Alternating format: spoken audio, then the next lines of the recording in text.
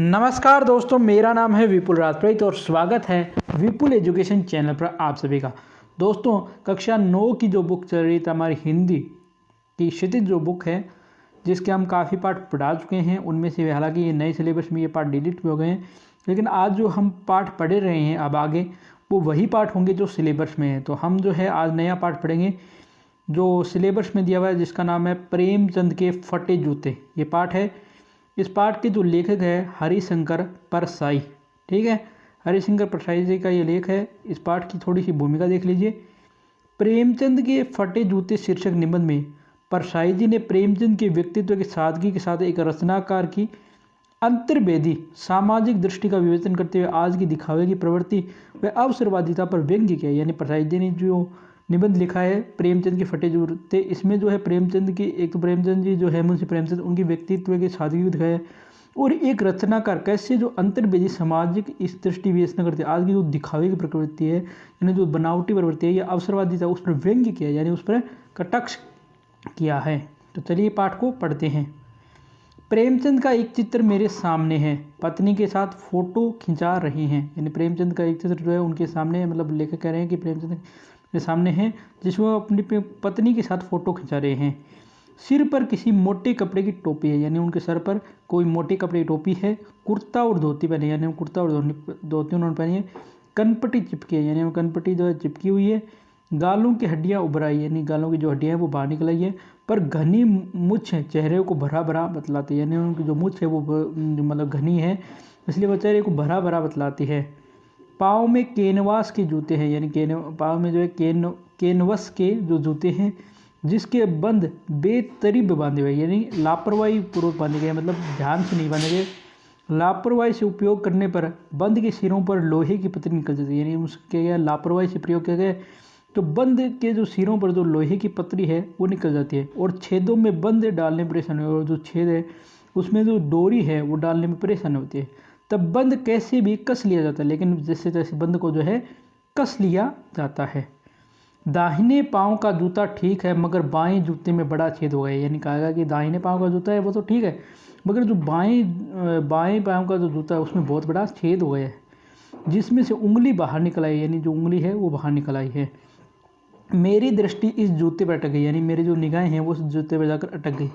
सोचता हूँ फोटो खिंचाने की अगर यह पोशाक हो तो पहनने की कैसी होगी, यानी उन्होंने कहा कि अगर फ़ोटो खिंचाने के लिए अगर यह पोशाक है तो पहनने की कैसी होगी, यानी फ़ोटो खिंचाने के लिए ऐसी पोशाक है तो पहनने की तो उनकी क्या कहें। नहीं, इस आदमी की अलग अलग पोशाकें नहीं होगी, यानी अगर उसने कहा कि इस आदमी के पास जो अलग अलग पोशाकें नहीं होगी, इसमें पोशाकें बदलने का गुण ही नहीं है, यानी इसमें कपड़े बदलने का गुण ही नहीं है। ये जैसा है वैसे ही फ़ोटो में खिंच जाता है, यानी इसमें मतलब जैसा है वैसे ही फ़ोटो में ये खिंच जाता है। मैं चेहरे की तरफ देखता हूँ, यानी उसके चेहरे की तरफ देखता हूँ। क्या तुम्हें मालूम है मेरे साहित्यिक पुरख कि तुम्हारा जूता फट गया है और उंगली बाहर दिख रही है, यानी उसने कहा कि मेरे जो साहित्यिक पुरख है, यानी साहित्य की मेरे बुजुर्ग, तुम्हारा जो जूता है वो फट चुका है और उंगली बाहर दिख रही है।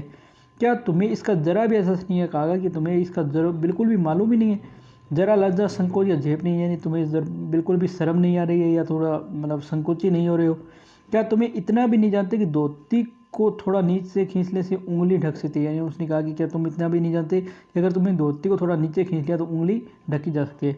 मगर फिर भी तुम्हारे चेहरे पर बड़ी बेपरवाही और बड़ा विश्वास है, यानी तुम्हारे चेहरे पर क्या बेपरवाही है, मतलब परवाह नहीं करे हो किसी की, और विश्वास भी है।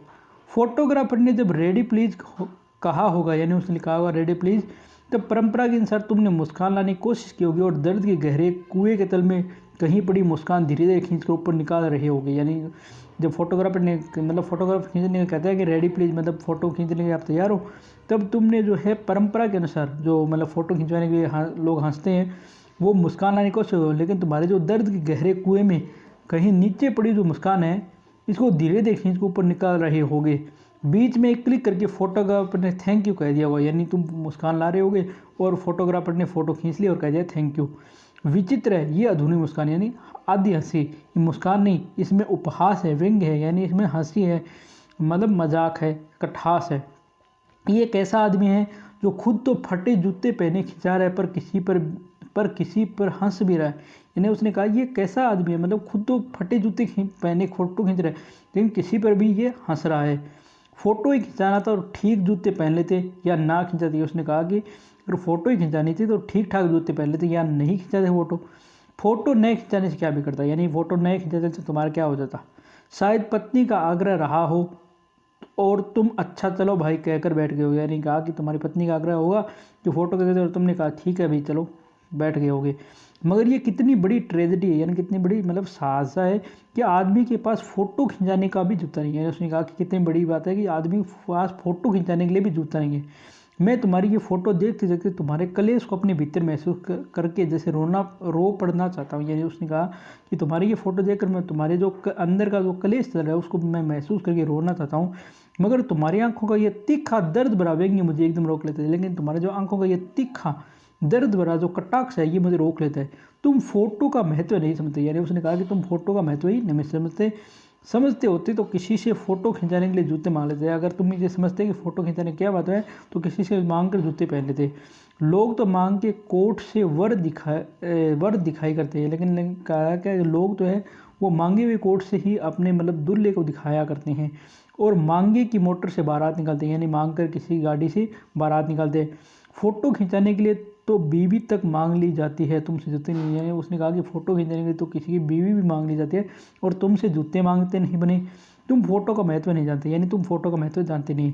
लोग तो इत्र चुपड़ कर फोटो खिंचाते हैं जिससे फोटो में खुश हो जाए। उसने कहा कि लोग तो क्या सेंट मतलब चौपड़ कर मतलब जैसे तेल चौपड़ते हैं रोटी पर घी चौपड़ते हैं वैसे अपने ऊपर सेंट चौपड़ कर फोटो खिंचाते हैं और जिससे क्या है फोटो में भी खुश हो जाए। गंदे से गंदे आदमी की फ़ोटो भी खुश हो जाती है। यानी बहुत से बुरा भी मतलब आदमी हो नहाया धोया नहीं हो उसकी फ़ोटो भी खुश हो जाती है। टोपी 8 आने में मिल जाती है और जूते उस ज़माने 5 रुपये से भी कम में क्या मिलते होंगे। यानी उसने कहा कि टोपी तो उस समय 8 आने में मिल जाती थी और जूते उस ज़माने 5 रुपये से कम में क्या मिलते होंगे। जूता हमेशा टोपी से कीमती रहा है। उसने कहा कि जूता जो है हमेशा टोपी से ज़्यादा कीमती रहा है। अब तो जूते की कीमत और बढ़ गई है। एक जूते पर 25 टोपियाँ निछावर होती है। यानी अब तो जो है जूतों की कीमत और बढ़ गई है। अब तो एक जूते पर 25 टोपी जो है वो आ जाती है। तुम भी जूते और टोपी के आनुपातिक मूल्य के मारे हुए थे। यानी तुम भी जो जूते और टोपी के आनुपातिक मूल्य के मारे हुए थे। यह विडंबना मुझे इतनी तीव्रता से पहले कभी नहीं चुभी जितनी आज चुभ रही है। यानी ये जो बात है ये मुझे पहले कभी नहीं चुभी जो आज चुभ रही है जब मैं तुम्हारा फटा जूता देख रहा हूँ। यानी जब मैं तुम्हारा फटा हुआ जूता देख रहा हूँ। तुम महान कथाकार उपन्यास सम्राट युग प्रवर्तक जाने क्या क्या कहलाते थे, मगर फोटो में भी तुम्हारा जूता उठाई। यानी उसने प्रेमचंद की है कि बहुत बड़े कहानीकार बहुत बड़े उपन्यास के सम्राट युग प्रवर्तक जाने क्या क्या कहलाते थे, मगर फोटो में तुम्हारा जूता फटा हुआ है। मेरा जूता भी कोई अच्छा नहीं। उसने कहा कि मेरा जूता है ये भी कोई अच्छा नहीं है। यूँ ऊपर से अच्छा दिखता है, यानी ऊपर से ये अच्छा दिखाई देता है। उंगली बाहर नहीं निकलती, मतलब उंगली बाहर नहीं निकलती पर अंगूठे का नीचे का जो तला है वो फट गया है। अंगूठा ज़मीन से घिसता है, यानी अंगूठा जो ज़मीन से घिसता है और पैनी मिट्टी पर कभी रगड़ खाकर लहू लुहान भी होता है। यानी जो पैनी मिट्टी होती है मतलब तीखी मिट्टी जो होती है उस पर रगड़ खाकर ये खून भी निकल आता है। पर तला गिर जाएगा पूरा पंजा छिल जाएगा मगर उंगली बाहर नहीं दिखेगी। यानी कहा कि उसने कहा कि तला गिर जाएगा पूरा पंजा भी छिल जाएगा मगर उंगली बाहर नहीं दिखेगी। तुम्हारी उंगली दिखती है पर पाँव सुरक्षित है। उसने कहा कि तुम्हारी जो उंगली दिख रही है लेकिन तुम्हारे पाँव सुरक्षित है। मेरी उंगली ढकी है पर पंजे नीचे घिस रहा है। यानी उसने कहा मेरी उंगली ढकी है लेकिन मेरा पंजा घिस रहा है। तुम्हें पर्दे का महत्व नहीं जानते और हम पर्दे को पा रहे हैं। यानी तुमने सोचा कि तुम उंगली दिखाकर ये सोचते भी नहीं हो और हम उंगली दिखाने को अपनी शान मतलब तोबमत मानते हैं। तुम फटा जूता बड़े ठाठ से पहने हो, मैं ऐसा नहीं पहन सकता। उसने कहा कि तुम तो फटे जूते को बहुत शान से पहने हो, मैं तो ऐसा नहीं पहन सकता। फोटो तो जिंदगी भर इस तरह नहीं खिंचाऊँ चाहे कोई जीवन बिना फोटो के छाप दे। यानी उसने कहा कि ऐसी फोटो तो मैं ज़िंदगी भर भी नहीं खिंचाऊंगा चाहे कोई जीवनी हमारी बिना फोटो के ही छाप दे। तुम्हारी ये व्यंग्य मुस्कान मेरे हौसले पस्त कर देती है, लेकिन तुम्हारी ये जो कटाक्ष भरी मुस्कान है ये मेरे हौसले पस्त कर देती है। क्या मतलब इसका, कौन सी मुस्कान है ये, उसने क्या मतलब है इस मुस्कान, कौन सी मुस्कान है ये? क्या होरी का गोदान हो गया, यानी जो होरी है उसका गोदान हो गया? क्या पूस की रात में नील गाय हल्का का खेत चर गई? यानी उसने कहा कि जो पूस की रात में जो नील गाय है वो हल्का का खेत चर गई। क्या सुजान भगत का लड़का मर गया? यानी सुजान भगत है उसका लड़का मर गया क्योंकि डॉक्टर क्लब छोड़कर नहीं आ सकते। नहीं, मुझे लगता है माधो औरत के कफन के चंदे की जो शराब है पी गया वही मुस्काने मालूम होती है। मतलब उसकी कहानियों को व्यंग्य बना रहा है। मैं तुम्हारा जूता फिर देखता हूँ, यानी मैं तुम्हारा जूता फिर देखता हूँ कैसे फट गया ये मेरी जनता के लेखक। यानी उसने कहा कि कैसे फट गया मेरी जनता के लेखक, क्या बहुत चक्कर काटते रहे, यानी क्या बहुत तुमने चक्कर काटे हैं? क्या बनिए के तकादे से बचने के लिए मील 2 मील का चक्कर लगाकर घर लौटते रहे, यानी मतलब जो साहूकार है उसके तकादे से बचने के लिए तुम 2 मील चक्कर लगा के घर लौटते रहे हो। चक्कर लगाने से जूता फटता नहीं, घिस जाता है। उसने कहा कि जो चक्कर लगाने से जूता जो है फटता नहीं, घिस जाता है।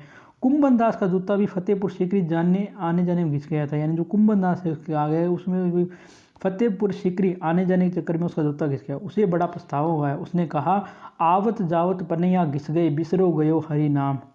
यानी उसने कहा है कि आवत जावत पनिया घिस गई, यानी आते जाते मेरे जूते घिस गए, पर बिसर गए हो हरि नाम, यानी हरि का नाम भी भूल गया।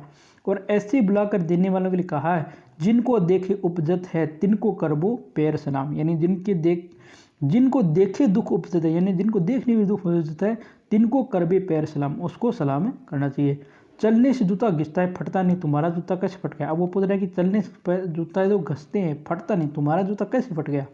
मुझे तो लगता है तुम किसी सब चीज़ को ठोकर मारते रहे हो, यानी उसने कहा कि तुम जो मजबूत चीज़ है उसको ठोकर मारते रहे हो। कोई चीज़ तो परत परत पर सदियों से जम गई है, यानी कोई जो परत है परत परत पर सदियों से जम गई है, उससे शायद तुमने ठोकर मार मार कर अपना जूता फाड़ लिया, यानी कोई चीज़ मतलब जम गई थी उसे ठोकर मार मार के तुमने अपना जूता फाड़ लिया।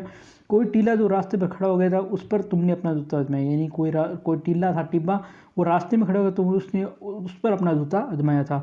तुम उसे बचाकर उसके बगल से भी निकल सकते थे। उसने कहा कि तुम उससे जो टीले से उससे बगल कर निकल सकते थे, टीले से समझौता भी हो जाता, सभी नदियाँ पहाड़ थोड़ी फोड़ती है। उसने कहा कि टीले से भी जब तुम्हारा समझौता हो जाता, सारी जो नदियाँ है वो पहाड़ थोड़ी फोड़ती है, कोई रास्ता बदल घूम कर भी तो चलती है, कि मतलब कोई रास्ता बदल लेती है। तुम समझौता कर नहीं सके, क्या तुम्हारी वह कोई कमजोरी थी, यानी तुम्हारी कोई कमजोरी थी। जो होरी को ले डूबी वही नेम धर्म वाली कमजोरी थी, यानी जो होरी है उसके गोदान का देखा उसको ले डूबी थी वही नेम धर्म वाली कमजोरी। नेम धर्म उसकी भी जंजीर थी, या नेम धर्म की भी कोई जंजीर होती है, मगर तुम जिस तरह मुस्कुरा रहे हो उससे लगता है शायद नेम धर्म तुम्हारा बंधन नहीं था, तुम्हारी मुक्ति थी। यानी उसने कहा कि जिस प्रकार तुम्हारी मुस्कुराहट दिख रही है, नेम धर्म जो है मतलब तुम्हारा बंधन नहीं था, तुम्हारी मुक्ति थी। तुम्हारी ये पाँव की उंगली मुझे संकेत करती सी लगती है, यानी तुम्हारी जो पाँव की उंगली है वो कुछ कह रही है। जिसे तुम घृणित समझते हो उसकी तरफ हाथ की नहीं पाँव की उंगली से इशारा करते हो, यानी जिस आदमी को तुम घृणित समझते हो उसे हाथ की उंगली से नहीं पाँव की उंगली से इशारा करते हो। तुम क्या उसकी तरफ इशारा कर रहे हो जिसे ठोकर मारते मारते तुमने जूता फाड़ लिया, यानी तुम उसकी तरफ इशारा कर रहे हो जिसे ठोकर मारते मारते तुमने जूता फाड़ लिया। मैं समझता हूँ तुम्हारी उंगली का इशारा भी समझता है, ये व्यंग्य मुस्कान भी समझता हूँ। तुम मुझ पर या हम सभी पर हंस रहे हो। उसने कहा कि तुम मुझ पर या हम जैसे सब पर हंस रहे हो, उन पर जो उंगली छिपाए हैं और तलवे घिसाए चल रहे हैं, यानी उन पर हंस रहे हो जो उंगली तो छिपाते हैं लेकिन तलवे घिसाए चल रहे हैं। उन पर जो टिल्ले को बरका कर बाजू से निकले, यानी उन पर भी हंस रहे हो जो टिल्ले को मतलब साइड से निकल रहे हैं। तुम कह रहे हो मैंने तो ठोकर मार मार के जूता फाड़ लिया, उंगली बाहर निकल आई पर पाँव बच रहा है, मैं चलता रहा। मगर तुम उंगली ढकने की चिंता में तलवे का नाश कर रहे हो, तुम चलोगे कैसे। यानी उसने कहा कि तुम ये कह रहे हो मानो कि मैंने तो ठोकर मार मार के अपना जूता फाड़ दिया, उंगली भी बाहर निकल आई पर पाँव बचा रहा, मैं चलता रहा। मगर तुम तो उंगली ढकने के चक्कर में तलवे का नाश कर रहे हो, तुम चलोगे कैसे। मैं समझता हूँ, मैं तुम्हारे फटे जूते की बात समझता हूँ, उंगली का इशारा समझता हूँ, तुम्हारी व्यंग्य मुस्कान समझता हूँ। तो इस प्रकार ये जो पाठ है फटे जूते की पाठ है, ये एक व्यंग्य है। इसमें थोड़े से प्रश्न हैं, जैसे हरिशंकर परसाई ने प्रेमचंद का सब चित्र हमारे सामने प्रस्तुत किया, उससे प्रेमचंद के व्यक्तित्व कौन कौन सी विशेषताओं पर क्या है। तो इसमें विशेषताओं में आप अलग अलग अपने हिसाब से लिख सकते हो। इसमें एक तो कि वो सादी पसंद आदमी थे, मतलब उनका जूता फट गया तो भी वो फोटो खिंचा ली। दूसरा, वो दृढ़ निश्चयी थे, यानी मतलब कोई बात करने की ठान लेते तो वो करते थे। सरल स्वभाव के व्यक्ति थे। इस प्रकार की आप बातें लिख सकते हो। सही कथन के सामने निशान लगाइए। बाएं पाँव का जूता ठीक है मगर दाहिने जूते में बड़ा छेद हो गया जिसमें से उंगली बाहर निकल आई, सही बात है। लोग तो इत्र चुपड़ कर फोटो खिंचाते हैं जिससे फोटो में खुशबू आ जाए, सही बात है। तुम्हारी ये भी मुस्कान मेरे हौसले बढ़ाती है, सही बात है। जिसे तुम गढ़ने समझते हो उसकी तरफ अंगूठे से इशारे करते हो, गलत बात है, उंगली से इशारा करता है। नीचे दी गई पंक्तियों में निहित व्यंग्य को स्पष्ट कीजिए। जूता हमेशा टोपी से कीमती रहा है, अब तो जूते की कीमत बढ़ गई है, एक जूते पर 25 टोपियाँ निछार हो जाती है। यानी इसमें व्यंग्य ये कहा गया है कि जूता जो है हमेशा टोपी से ज़्यादा कीमती रहा है और जूते की जो कीमत है वो टोपी से ज़्यादा रहती है। तुम पर्दे का महत्व नहीं जानते, हम पर्दे पर घुमाएं, यानी तुम जो है किसी चीज़ को छुपाना नहीं जानते और हम जो है हर बात को छुपाते रहते हैं। जिसे तुम गढ़ने समझते हो उसकी तरफ हाथ की नहीं पाँव की उंगली से इशारा करते हो, मतलब जिसको तुम मतलब अपने लायक नहीं समझते या जिससे बात करना समझते हो उससे हाथ की उंगली से नहीं अपनी पाँव की उंगली से इशारा कर देते हो। पाठ में एक जगह पर लेकर सोचता है कि फोटो खिंचाने का अगर ये पोशाक हो तो पहनना कैसे होगा, लेकिन अगले पल ये विचार बदलता है कि नहीं, इस आदमी की अलग अलग पोशाकें नहीं होगी। आपके अनुसार इस संदर्भ में प्रेमचंद के बारे में लेकर विचार बदलने की क्यों वजह हो सकती है? मैंने उसकी वजह ये है कि उसने ये सोचा कि जो प्रेमचंद जी है उसके पास अलग अलग पोशाकें नहीं है, वो एक ही पोशाकें पहने रहते हैं। आपने यह व्यंग्य पढ़ा, इसे पढ़कर आपको लेखक की कौन कौन सी बातें आकर्षित करती हैं, आप अपने शब्दों में लिखोगे। पाठ में टिल्ले शब्द का प्रयोग किन संदर्भों को इंगित करने की कठिनाइयों, ये टिल्ले जो शब्द है वो कठिनाइयाँ, जो जीवन मानने वाली कठिनाई है उसके लिए व्यक्त किया। ठीक है दोस्तों, तो ये था आज का पाठ। आज हमने प्रेमचंद के फटे जूते पाठ पूरा पढ़ लिया। आपको वीडियो अच्छा लगा कमेंट करके जरूर बताना। वीडियो को लाइक करना, शेयर करना बिल्कुल नहीं भूले। चैनल पर पहली बार आए हैं तो चैनल को सब्सक्राइब कीजिए, बेल आइकन घंटी को प्रेस कीजिए। धन्यवाद दोस्तों। जय हिंद, जय भारत। घर रहें, स्वस्थ रहें।